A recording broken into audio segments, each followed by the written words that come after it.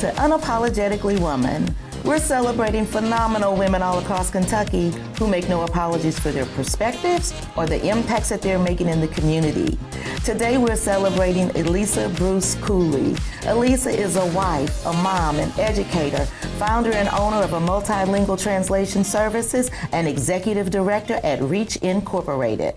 Unapologetically Woman, Elisa Bruce Cooley, that's you. Hi. Congratulations. Thank you, Sharon. Thank you. It's a pleasure to be here. So you are coming up on your 3rd year anniversary. Yes. Yes, my marriage. Newly wife. Mm-hmm. And so super happy. My husband and I met many years back, but we were friends and never kind of look at each other with the different eyes. And believe it or not, with the pandemic, we actually go to a dance studio, mm-hmm. and that's where we met. So because of the pandemic, they kind of assign us partners. You cannot dance with everybody in those days, so we were assigned together and kind of forced us to kind of look in each other's eyes real close. A little more. Uh-huh. So, and that's how we started kind of just looking at ourselves different. And so you guys got married during the pandemic? After the pandemic, yes. And here we are. And you guys have 2 children. Yes, 2 boys. Grown-up boys. Mm-hmm. Well, they are grown up, but do you still think about them as when they were little? Oh, of course. And the babies are always babies, right? Uh-huh. And they are there. The younger is still in school. He's in Cincinnati. And the older is here working. And just doing their own thing. Yes. So how did you get to Lexington? Oh my! Because you've had quite a journey around the world. Yes. Well, I am originally from Colombia, and I arrived in Lexington back in 2000. When the change of the millennium and all this. Yes, that was a big year too. Yes, big. And then just love takes you places, is what I have heard and I experienced. Mm-hmm. So that's how I came to Kentucky. And I stayed at home maybe 4 years or so, trying to figure out what to do. And that transition, waiting at home, I was attending classes, English classes at the University of Kentucky, and also volunteering. I came from a background of volunteer. My mom, I grew up with this. Mm-hmm. So coming to connect in Kentucky, that was my only way. And the first organization that I kind of went and volunteered, I didn't know. I was afraid to speak English or anything. And this was my only friend that I had on those days. And she told me, I am at the Senior Citizen Center as a volunteer there. Do you want to be part of that? Sure, but what I'm going to be saying? She said, you just smile. So, okay, I can smile. So I went to my first event at the door smiling. That was your job? Yeah, that was my job. And smiling, and I don't know how I started talking. It just happens, doesn't it? And that was my first volunteer experience in Kentucky. At the same time, I started being connected in our church, started teaching Spanish at the church for all the mission work and the people traveling overseas. So I was preparing them to go ready to speak Spanish. And that was how volunteering at my son's school. And And you also volunteer on several boards. Yes. And now I only have 4, but I have been in many, wearing different hats. That's how it's so hard to kind of write down what I do or where I have been, because it's a little bit too much. Well, because you've had quite a journey. And so do you volunteer on boards that mean something to you? Absolutely. Each one of them means something to me. Like, for example, currently I am on Women Leading Kentucky board, and I has been there since 2007 or 6. I lost the years at this point. I love the work we do. And empowering women is what this show is all about. Exactly. So Women Leading Kentucky, it's kind of great, kind of a great relationship to have. Oh, absolutely. And the work, like I said, over the years have switched a little bit to better and better. I work very closely. I am on Fayette Alliance board as well. Work for affordable housing and the land use. And you do a lot of that because you're the executive director at REACH. Yes. Tell us about what you do there. Well, like I said, it's something that reaches your soul because your eyes light up. Oh, definitely.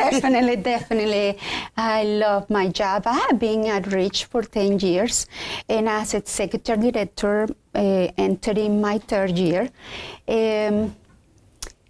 Let me tell you, REACH has been in existence for 30 years, helping individuals and families become first-time home buyers.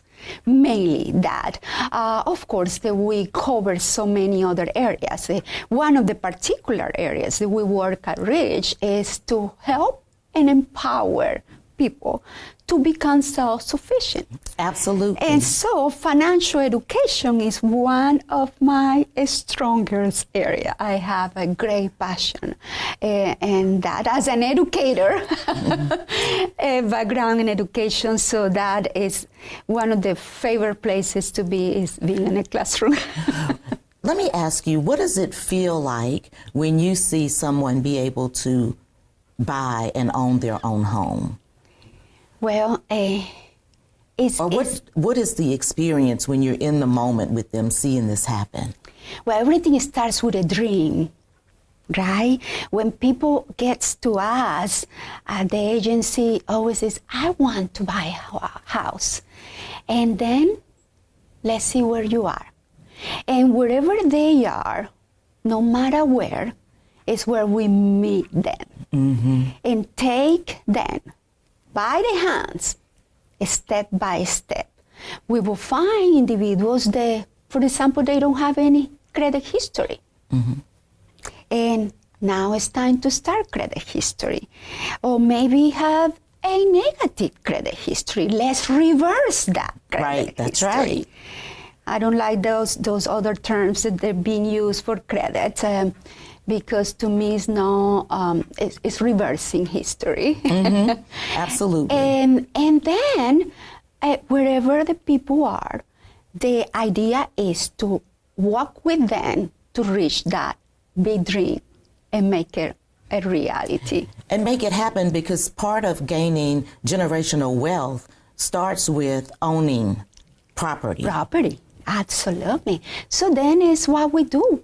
The agency also is very well known because of the down payment assistance. So down payment assistance, sometimes it could be a barrier when it's time to buy if you don't have the down payment. So yes, there are some programs that will allow you to purchase a home with no down payment, but it will be better if you have a down payment. Right. And so our agency provides down payment assistance, closing cost assistance, and that has been very successful.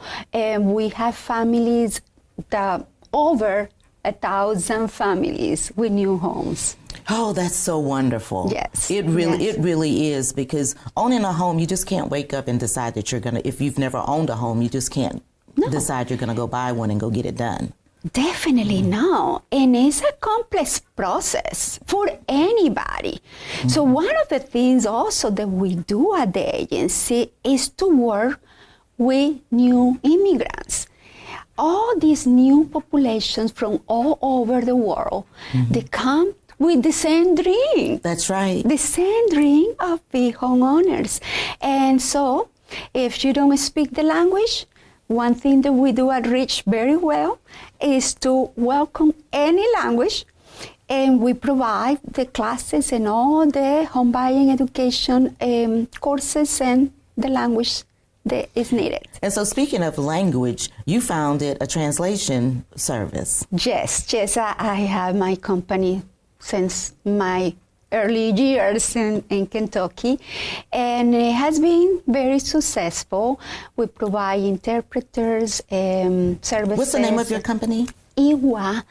iiWA is actually a name that comes from a this is kind of funny that we're going to be talking about this. My background and family, one of the tribes in Colombia is the Wayuu tribes, the indigenous tribes. And iiWA is a Wayuu word for a spring. The meaning is a spring. And the name comes because when you're helping individuals, families to understand a different language, so if it's a business that want to reach out to new populations, it's like a spring life, new beginning, and that's what the name iiWA comes from. Well, and the ability to be able to hear something, especially if you're an immigrant, you don't speak the language, to be able to hear it in your own language or be able to read it is really important. Definitely. And I've seen a big progress in this community since my early arrival in the 2000 to now. My former job in a financial institution, that is what mainly I did. It was helping this institution to connect with the new immigrants. In particular, on those days, the new immigrants, the larger population is still being the Spanish-speaking population. So this financial institution did everything guided by me to translate the documents and all the marketing campaigns and everything. So in order to reach out the population, because remember this, Sharon, it's not about telling people that, because they come from a different country, they don't know anything. No. We are talking about is we don't know the culture and how the system works here. But I know because they don't know about banking or they don't know about, it's no assuming, but it's always better to have information on different languages to reach out to all new immigrants. Well, and this is important for you personally, but you use this because you travel the world. Yes. Well, what's your favorite place? What's your favorite place? Oh my goodness. I'm gonna tell you this. Probably Greece is still my favorite. It's still your favorites? It's still my favorites. I've been there so many times, and every time I go, it's like discovering new places. And discovering new places is a joy for you. Oh, definitely. One thing I do everywhere I go is to actually go and meet the people from there and learn their cultures, what they eat, how they actually live. I think that's super interesting. And that actually started in my early life when I worked for the UNESCO. I worked for the UNESCO promoting reading and writing in Latin America and the Caribbean. And that was an eye-opening. And so I was very young traveling the world those days. Good for you, but yes. You were young, but you did it anyway. That didn't stop you from doing it. Yes, definitely. And I have a family that actually supported that. My mom was all the way supported to wherever you go, fly. What does your mom think about where you are today? Well, unfortunately, my mom is no longer in this world. But she actually got to see where I was and where I was going.